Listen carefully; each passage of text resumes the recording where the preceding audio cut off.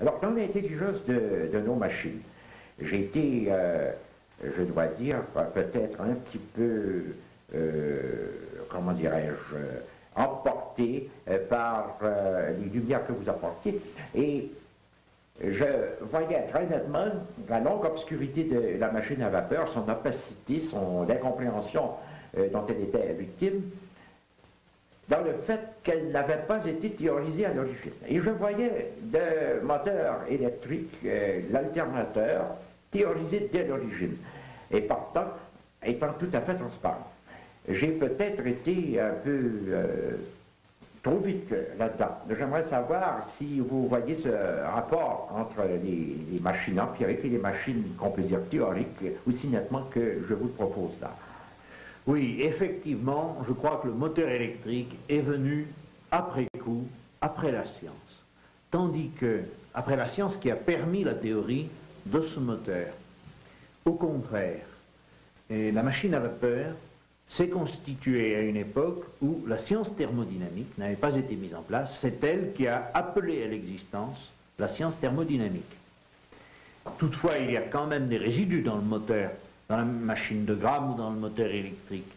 Très particulièrement les phénomènes d'hystérésis qu'il a fallu enrayer et qu'on ne pouvait pas vraiment prévoir. Les pertes par courant de Foucault. La machine de Gramme n'a pas été parfaite du premier coup.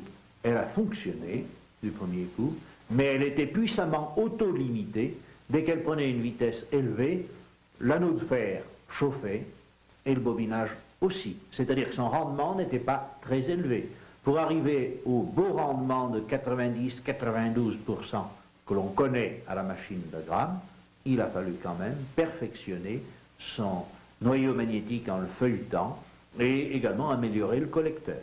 Par exemple, mettre des charbons tissés de cuivre au collecteur et non pas seulement les balais primitifs qui donnaient des étincelles et s'usaient rapidement. Je me suis fréquemment interrogé sur les rapports de l'empirisme et de la théorie quant à l'opacité ou à la transparence de certaines machines. Et j'ai fait peut-être une coupure en vous interprétant trop hâtive entre la machine empirique et la machine théorique. Ainsi, j'ai cru beaucoup que l'alternateur était, pour ainsi dire, tout entier issu de la légitimité théorique, par contraste avec l'illégitimité empirique, étant en pensant à la rationalité très développée de l'électricité.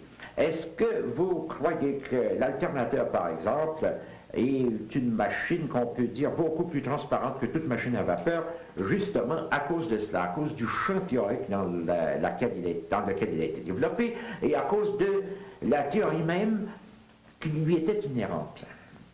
Je crois bien pour l'alternateur, car l'alternateur a été développé relativement tard. Il avait devant lui les essais concernant la machine de Gramme, qui est une machine à courant continu, laquelle peut être utilisée soit en machine émettrice, productrice d'énergie, soit en machine réceptrice. L'alternateur est venu plus tard et il est une application très directe des courants alternatifs pour les produire. Il est d'ailleurs, si l'on veut aussi, réversible par rapport au moteur à courant alternatif. L'alternateur doit être pensé dans le même courant théorique que celui qui a fait exister le transformateur de Ferranti. Nous nous trouvons là vers 1880 à peu près, au temps où la science positive était en train de se développer vers les techniques le plus puissamment possible, peut-être plus puissamment que jamais, avec une foi, avec un enthousiasme qui n'a pas été retrouvé depuis. Tout était bon à ce moment. Alors, ce sera vers cette époque que vous feriez, que vous logeriez le début de cette union de la technique et de la théorie, ou des sciences et des techniques qui sont devenues maintenant presque indiscernables. Le début, non, puisque la thermodynamique est relativement plus ancienne, mais disons l'amitié, la réversibilité de la théorie et de la science. L'amitié l'une pour l'autre et leur réversibilité, c'est effectivement à peu près à cette époque. Il y a un mode de pensée, une modalité de culture qui est l'unité, tout au moins la profonde amitié de la science et de la technique. C'est l'époque aussi du tube de Crookes, du tube de Coolidge, enfin de ce grand mouvement de science aussi bien que de technique. Et qui maintenant est plus qu'une amitié, c'est une liaison, un mariage.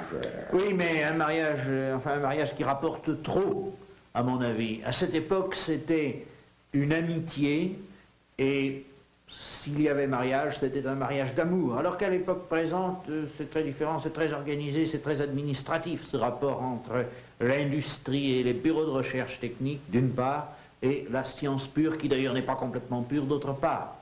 Maintenant, c'est trop ancien. Il n'y a plus l'enthousiasme de la nouveauté. À ce moment-là, en 1880, on avait découvert justement le rapport fécond de la science et de la technique. C'était la jeunesse de cette rencontre. Elle n'est plus jeune maintenant. Nous avons osé concevoir un film 35 mm couleur, 20 minutes, sans un mot de commentaire, sans une note de musique, avec les bruits de la roue seulement. La roue devra s'expliquer par sa plastique, par son contexte et ses fonctions apparentes. Et ce projet nous pose d'énormes difficultés quant à la structure que nous devons donner au film. Supposons que nous partons de la roue porteuse. Oui. Très tôt, la roue porteuse se complexifie. Elle s'additionne d'engrenages, ou de poulies ou de chaînes. Oui. Et ensuite, elle devient motrice. Et elle devient même moteur, dans certains cas. Oui. Oui. Alors, immédiatement, cette roue qui est devenue moteur s'est adjointe de plusieurs autres sortes de roues, ou encore s'est associée à différentes roues. Il y a toute une société de roues qui s'impose à nous. Et c'est là la difficulté. Est-ce qu'un point de vue historique serait préférable, ou encore, préférablement, un point de vue génétique?